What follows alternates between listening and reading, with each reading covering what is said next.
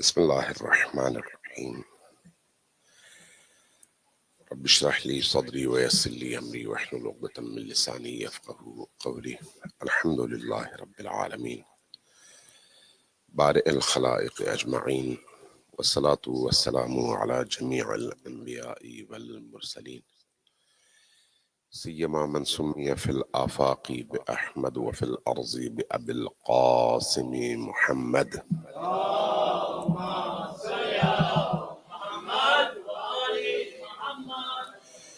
والصلاة والسلام على أولاده الطيبين الطاهرين المعصومين الميامين، واللعنة الدائمة على أعدائهم أجمعين.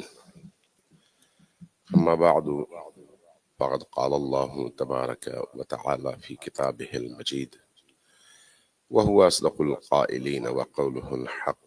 بسم الله الرحمن الرحيم. قد أفلح من زكاها وقد خاب من دساها. صلوات بجيبر محمد وعلي.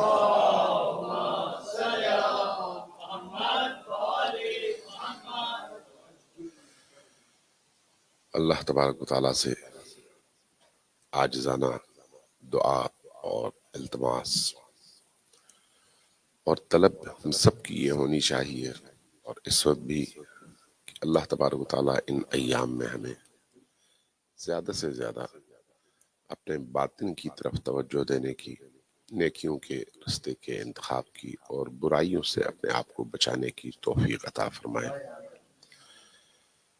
امیر المؤمنین کے فرمان کے مطابق اتقوا اللہ ونظم امرکم، تقوی کے رستے کا انتخاب اور اپنی زندگی میں نظم کا انتخاب، یہ ہماری زندگی کا ہدف ہونا چاہیے۔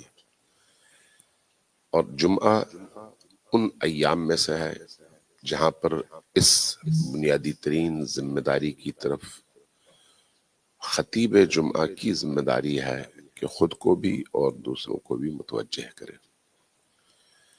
جیسے بھی ارشاد ہوا، اتقوا اللہ ونظم امرکم، تقوی الہی اختیار کرو اور اپنی زندگیوں کو نظم کرو۔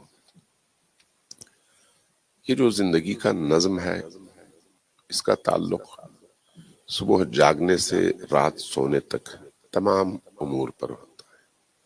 تمام امور کا تعلق اسی نظم سے ہے۔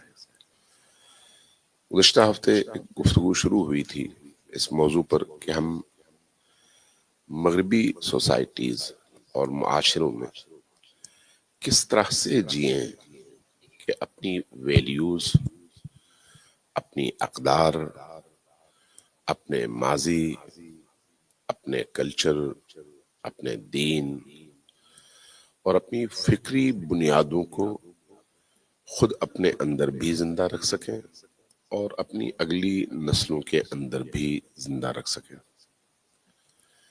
یہ یاد رکھیے کہ مغربی جو سوسائٹی کی خصوصیات ہیں، ان خصوصیات کو دو حصوں میں تقسیم کیا جاتا ہے اور کیا جانا چاہیے۔ ایک حصہ بہت اچھا ہے، بہت خوبصورت ہے، حسین ہے، پرکشش ہے اور انسانوں کو اپنی طرف اٹریکٹ کرتا ہے، لیکن اس کا ایک رخ تاریک ہے، سیاہ ہے، ڈراؤنا اور گھناؤنا ہے، خوفناک ہے اور ایک ایسا دلدل ہے جس سے نکلنا ممکن نہیں ہے۔ جب تک صرف ایک رخ ہم دیکھتے رہیں گے، ہم ڈوبتے چلے جائیں گے اور کبھی بھی اس دلدل سے نکل نہیں پائیں گے۔ دونوں رخ ہمارے سامنے ہوں گے، ہم اس کے نتیجے میں خوبیاں حاصل کر پائیں گے اور اس کی جو تاریک اس کے پہلو ہیں اس سے اپنے آپ کو بچانے کی جدوجہد بھی کرتے رہیں گے۔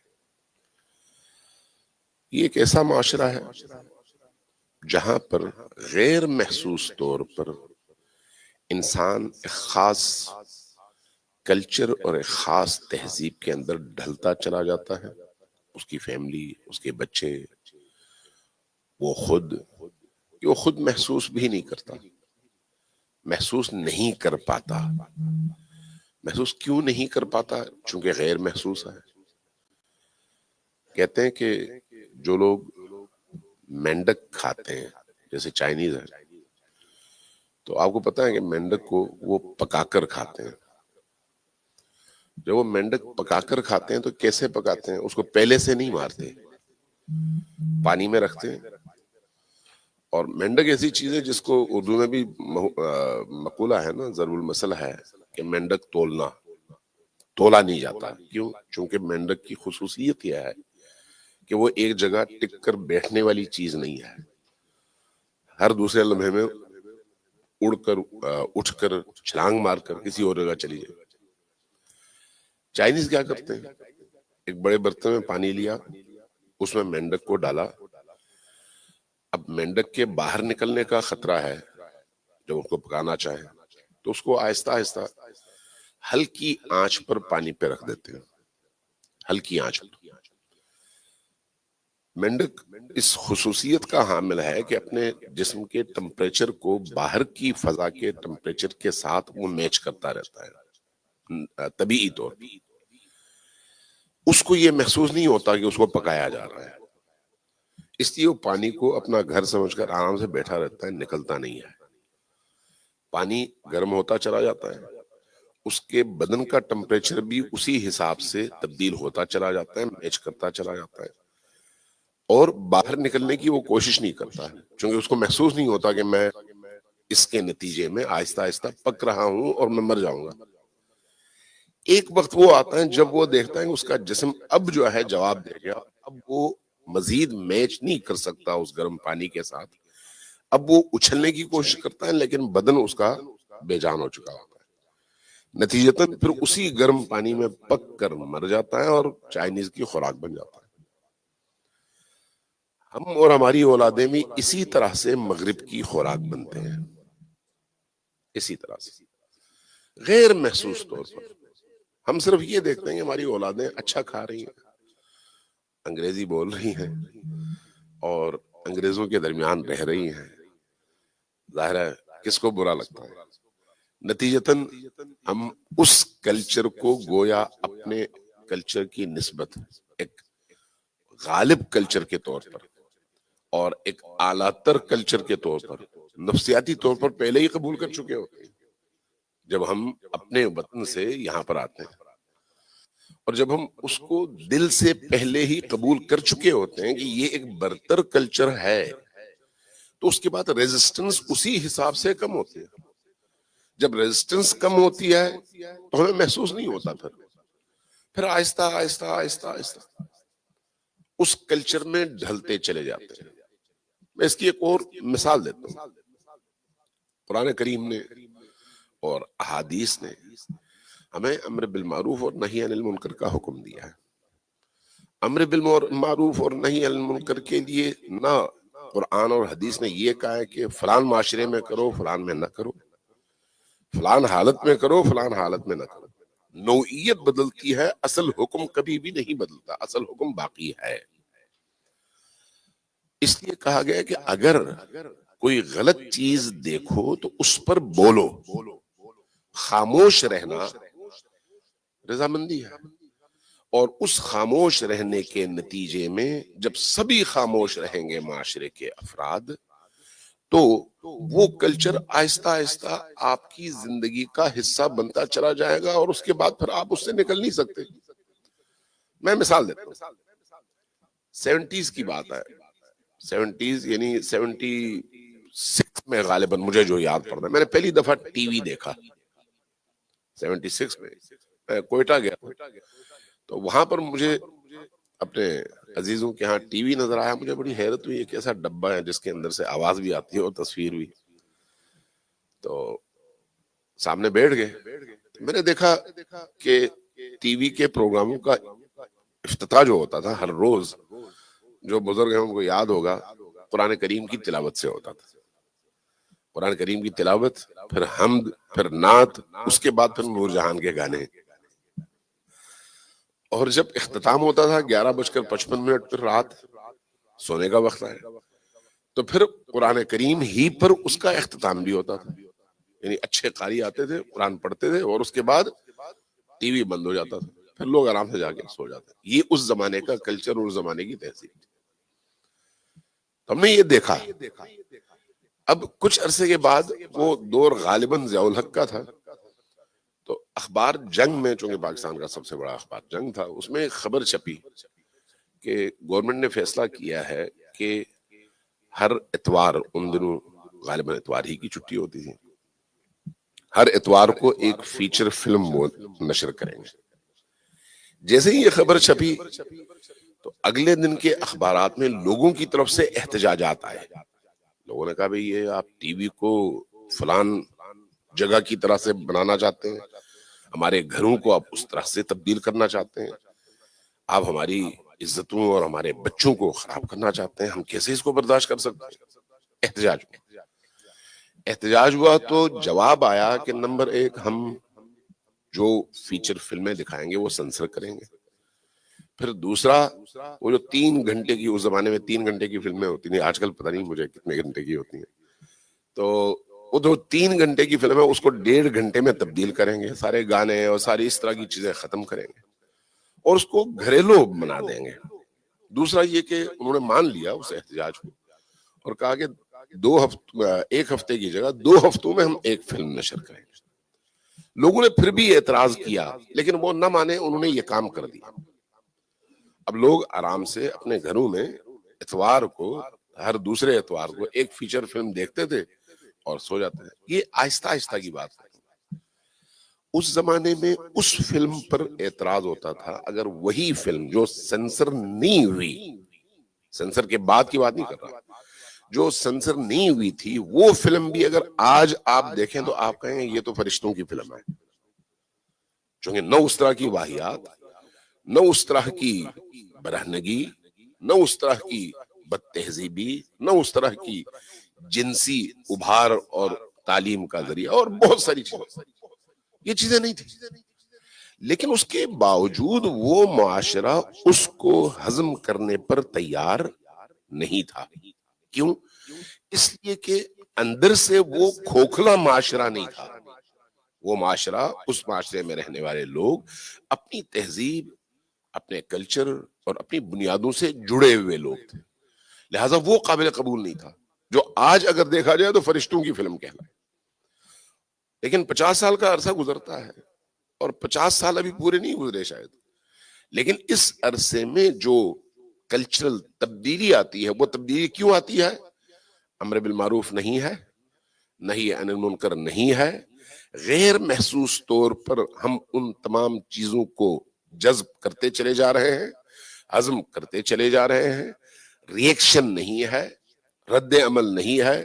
نتیجتاً آج آپ پاکستان کے کسی بھی گھر میں چلے جائیں، ہر گھر میں کیبل موجود ہے اور ہر کیبل پر کم از کم 100 سے زیادہ چینلز موجود ہیں، اور وہ کچھ ہے جس کا آپ تصور بھی نہیں کر سکتے. اور ماں بیٹی مل کر دیکھتے ہیں، باپ بیٹی مل کر دیکھتے ہیں. یعنی وہ جو حساسیت ہے مکمل طور پر ختم ہو گئی. کیوں؟ اس لیے کہ اس کلچر میں آہستہ آہستہ غیر محسوس طور پر وہ معاشرہ اور وہ انسان ڈھل چکے ہیں. ہم سب کی یہی مثال ہے. ایک اور مثال دیتا ہوں، صلوات بھیجیے اگر محمد و آل محمد.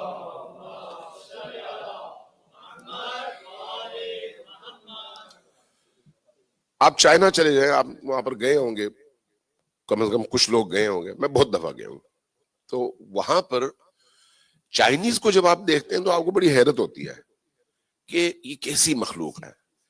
جو چیز آپ کو دیکھ کر جس سے گھن آتی ہے وہ آرام سے چبا بھی جاتے ہیں اور کھا بھی جاتے ہیں. آپ کو دیکھ کر جس چیز سے گھن آتی ہے، وجہ کیا ہے؟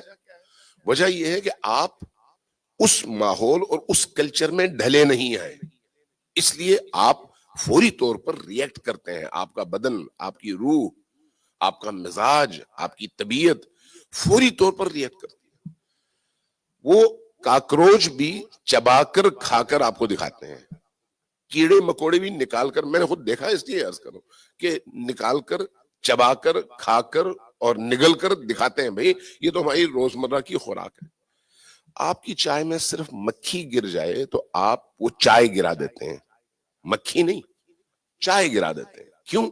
اس لیے کہ آپ کی طبیعت اس کو قبول نہیں کر سکتی. آپ اگر اس کے باوجود وہی چائے پینا چاہیں تو آپ کی طبیعت پر بہت گراں گزرتی ہے اور بہت دیر تک آپ کی طبیعت خراب رہتی ہے.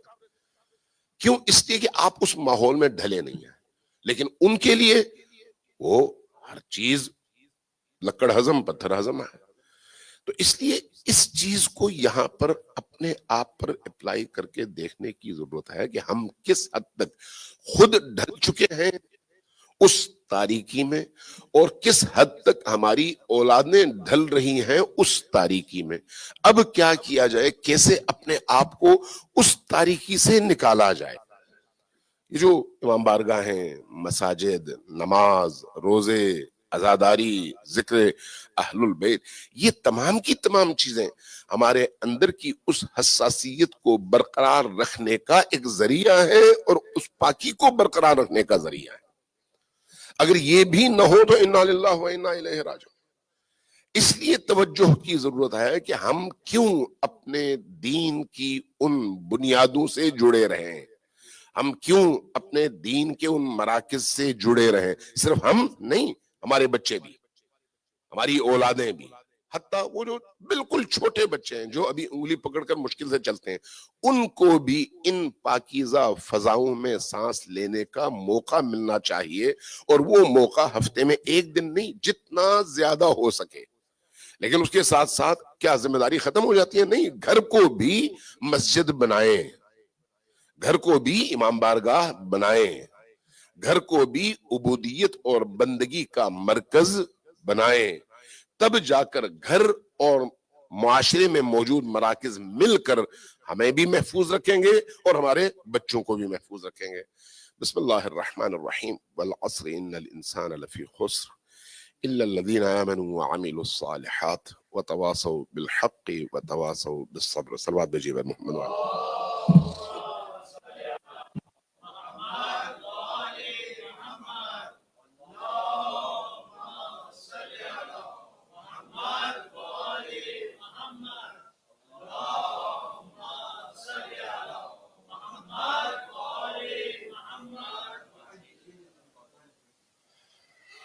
ایک دفعہ صلوات بجیب محمد وعلى.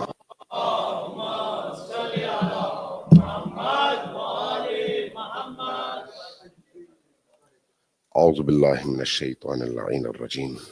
بسم اللہ الرحمن الرحیم. الحمد للہ رب العالمین بارئ الخلائق اجمعین، والصلاة والسلام على جميع الانبیاء والمرسلین، سیما من سمی فی الآفاق بأحمد وفی الارض بأبی القاسم محمد.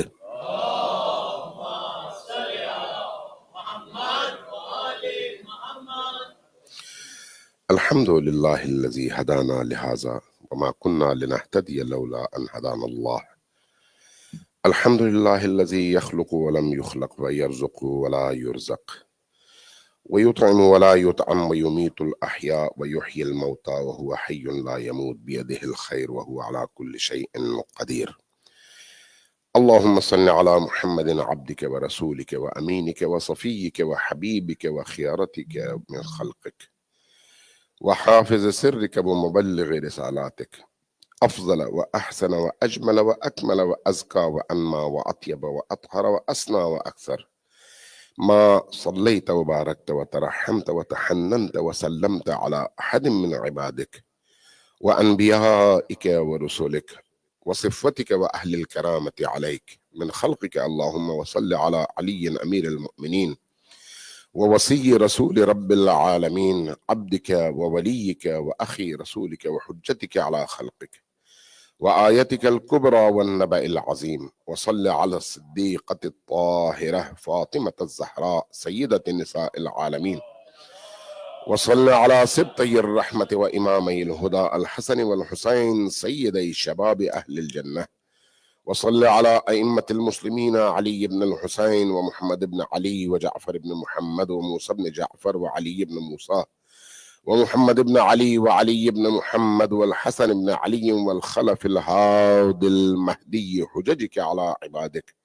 وأمنائك في بلادك صلاة كثيرة دائمة اللهم وصل على ولي أمرك القائم المؤمل والعدل المنتظر وحفه بملائكتك المقربين وأيده بروح القدس يا رب العالمين. اللهم اجعل الداعي إلى كتابك والقائم بدينك استخلفه في الأرض كما استخلفت الذين من قبله، مكن له دينه الذي ارتضيته له، أبدله من بعد خوفه أمنا يعبدك لا يشرك بك شيئا. اللهم أعزه وأعزز به وانصره وانتصر به وانصره نصرا عزيزا وافتح له فتحا يسيرا واجعل له من لدنك سلطانا نصيرا. صلوات بجیے بر محمد وآلہ.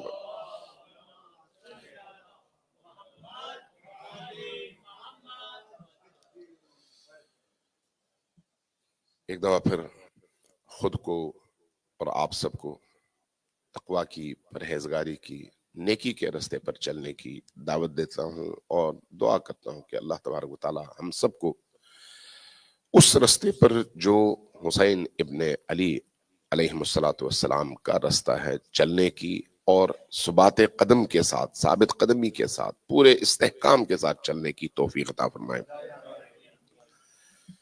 عرض کر رہا تھا کہ اپنے گھروں کو مسجد اور اپنے گھروں کو امام بارگاہ بنانے کی ضرورت ہے. اس کا مطلب یہ نہیں ہے کہ نام رکھ دیں فلان امام بارگاہ. اس کا مطلب یہ نہیں ہے کہ آپ نے ایک کونے میں ایک علم لگا دیا اور کہا کہ ہم نے امام کے لیے ایک جگہ بنا دیا ہے تو صبح اٹھ کر جا کر ایک سلام کر کے بوسہ دے کر نکل آئے اور ذمہ داری پوری ہو گئی. نہیں، یہ نہیں ہے. اگر یہ ہو تو اس سے اثر نہیں پڑے گا. اپنے گھر کو مسجد اور امام بارگاہ بنانے کا مطلب یہ ہے کہ آپ کے گھر کے اندر کی فضا ایسی ہو جہاں پر کوئی وہ ایسا کام نہ ہو جو اللہ کو، رسول کو، اہل البیت کو ناپسند ہو. کوئی ایسا کام جو ان کو ناگوار گزرے، ہم ان کے سامنے نہ کر سکیں، ایسا کوئی کام نہ ہو. مجھے کل بعض دوست بتا رہے تھے کہ ہم کبھی کبھی پاکستان اور انڈیا کا کرکٹ میچ جب ہوتا ہے تو اس وقت دیکھنے کے لیے امام بارگاہ آتے ہیں. تو امام بارگاہ میں ٹی وی لگا کے یہاں پر دیکھتے ہیں، آواز بند کر دیتے ہیں اور صورت دیکھتے ہیں. آواز کیوں بند کرتے ہیں؟ جی وہ موسیقی اور وہ اور یہ اور اس طرح سے، چونکہ وہ اس فضا اور اس کے تقدس کے خلاف ہے. تو وہ اگر یہاں پر حرام ہے تو گھر میں بھی حرام ہے. یہاں پر اگر گھر میں جائز ہے تو پھر یہاں پر بھی جائز ہونا چاہیے. یہ نہیں ہوتا کہ ایک چیز فلان جگہ جائز ہے فلان جگہ ناجائز ہے. جو چیز مضر ہے، جو چیز نقصان دہ ہے، جو چیز حرام ہے وہ گھر میں بھی حرام ہے، گاڑی میں بھی حرام ہے، شہر میں بھی حرام ہے، مسجد اور امام بارگاہ میں بھی حرام ہے. ہمیں اس کی طرف متوجہ ہونے کی ضرورت ہے کہ ہم اپنے گھر کو وہ پاکیزگی، وہ تقدس عطا کریں کہ ہمارے گھر میں وہی فضا ہو، وہ جو گھر کے اندر موجود آکسیجن ہے اس کے ذرے ذرے میں اللہ کی یاد ہو، رسول کی یاد ہو اور اہل البیت علیہ السلام کا تذکرہ ہو. اگر یہ ہو تو یقین جانے اس فضا کے اندر جو بچہ سانس لیتا ہے وہ معنویت کے ساتھ سانس لیتا ہے. اس لیے ہماری پہلی ذمہ داری یہ ہے کہ اپنے گھر کو پاکیزہ رکھیں. پچھلے ہفتے کافی سارے نکات عرض کیے تھے، اب مجھے نہیں پتا ان میں سے کوئی نکتہ آپ کے ذہن میں موجود ہے یا نہیں ہے. ایک جو عنوان ہے وہ یہ ہے کہ ہم اپنے گھروں کو پاکیزہ رکھیں، اپنے گھروں کا ماحول، انوائرمنٹ اس طرح سے بنائیں جس طرح سے محمد و آل محمد کو پسند ہے. اس کا ایک طریقہ یہ ہے کہ اب چونکہ محرم شروع ہو گیا، آج رات کو مثلا مجالس کا آغاز ہو جائے گا ہر جگہ، تو کم از کم اپنے گھروں میں روز حدیث قصہ کا انعقاد تو ہم کر سکتے ہیں. کوئی باہر سے آئے یا نہ آئے، ہم اپنے بچوں کے ساتھ مل کر کم از کم یوٹیوب ہی سے خود اگر پڑھ نہیں سکتے، سن سکتے ہیں یا نہیں سن سکتے؟ سن سکتے ہیں. کم از کم یہ کام تو کر سکتے ہیں. کم از کم زیارت عاشورہ اب روز اپنے گھروں میں تو پڑھ سکتے ہیں، چونکہ محرم ہے، مناسبت بھی ہے، اور اپنے آپ کو اس چیز کا عادی بنانے کے لیے بہترین موقع ہے کہ ہم خود کو امام حسین علیہ السلام سے جوڑنا شروع کر دیں. امام حسین سے جوڑنے کے لیے صرف امام بارگاہ کے 1 گھنٹے کی مجلس کافی نہیں ہے. 1 گھنٹے کی مجلس بعض اوقات ہمارے کلچر کا حصہ بن جاتا ہے اور ہم لوگوں کو جواب دہ ہوتے ہیں. لوگ پوچھتے ہیں آپ کس مجلس میں جاتے ہیں, ہمارے پاس جواب نہیں ہوتا تو ہمیں جانا پڑتا ہے. اس لیے یہ کافی نہیں ہے, ضروری ہے, کافی نہیں ہے. اپنے گھر میں آغاز کریں, کم از کم ایک زیارت عاشورہ گھر میں پڑھ لیں, ایک حدیث قصہ گھر میں پڑھ لیں, ایک دعائے توسل گھر میں پڑھ لیں. خود نہیں پڑھ سکتے تو کم از کم یوٹیوب پہ لگا لیں اور عبارت نکال کے دیکھنا شروع کر دیں. اتنی تو اللہ نے فہم اور ادراک کی قوت دی ہے کہ ہم کم از کم سنی ہوئی چیز کو ٹیلی کر کے اپنی روح کو, اپنی آنکھوں کو, اپنے کانوں کو عادی بنا سکیں ان پاکیزہ وحیانی ملکوتی آسمانی کلام کی طرف, جس کے نتیجے میں باہر سے یہ پاکیزگی ہمارے اندر جائے اور اندر کی نجاستوں کا خاتمہ کر سکے. یہ پہلا مرحلہ ہے. کم از کم ہم اپنے گھروں میں ان ایام میں ضرور یہ کام کریں. دوسرا جو کام ان ایام میں کرنے والا ہے, امام حسین علیہ السلام کو یاد کریں, اس معنی میں کہ ہر روز ان کے نام پر ایک تسبیح سورہ اخلاص کی پڑھ لیں اور ہدیہ کریں. مولا میں کچھ اور نہیں کر سکتا تو کم از کم یہ تو کر سکتا ہوں. ایک تسبیح سورہ اخلاص کی اگر آپ پڑھ کر امام حسین علیہ السلام کی بارگاہ میں ہدیہ کرنے کے بعد اپنی اور اپنے بچوں کی ہدایت اور ان کی نورانیت کی دعا, ان کی نجات کی دعا, ان کو اس طرح کی معنوی اور باطنی مصیبتوں اور مشکلات سے محفوظ رکھنے کی دعا کرتے ہیں, تو یقیناً وہ دعا اس بارگاہ میں قبول بھی ہے اور مؤثر بھی ہے. اور آپ کا یہ سورہ اخلاص کا پڑھنا اور اس بارگاہ میں ہدیہ کرنا خود آپ کو ان کے قریب اور ان کی توجہات کو آپ کی طرف مبذول کرنے کا سبب بنتا ہے. صلوات بھیجیے محمد و آل محمد.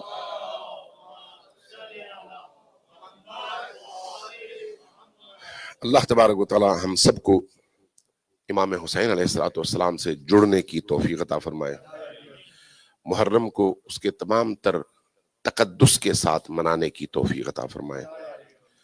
محرم کے ان معنوی اور دل کو نورانی کرنے والے ایام میں ہمارے باطن کو امام حسین علیہ السلام کے عشق, ان کی محبت, ان کی مودت اور ان کی مظلومیت پر بہنے والے آنسوؤں کے ذریعے سے ہمارے باطن کو, ہماری روحوں کو منور اور نورانی فرمائے. ہمارے بچوں کے اندر امام حسین علیہ السلام کے صدقے میں اہل البیت کی محبت اور دین کی طرف لگاؤ کی توفیق ان بچوں کو عطا فرمائے. ہم سب کو حسین کے دامن سے متوسل رہنے, حسین ہی کے سائے میں جینے اور حسین ابن علی ہی کے سائے میں موت کو گلے لگانے کی توفیق عطا فرمائے. ہم سب کی عاقبت بخیر فرمائے. ہم سب کے جتنے بھی مرحومین دنیا سے گزر چکے ہیں ان سب پر اپنی رحمت نازل فرمائے, ان کے برزخ کی زندگی کو آسان فرمائے اور ہماری موت کے مرحلے کو توبہ کے ساتھ, گریہ کے ساتھ, نورانیت کے ساتھ انجام پانے اور اس دنیا میں پاک و پاکیزہ ہو کر پہنچنے کی توفیق عطا فرمائے. بسم اللہ الرحمن الرحیم. والعصر ان الانسان لفی خسر الا الذین آمنوا وعملوا الصالحات وتواصوا بالحق وتواصوا بالصبر. صلوات بھیجیے محمد وعلیہ.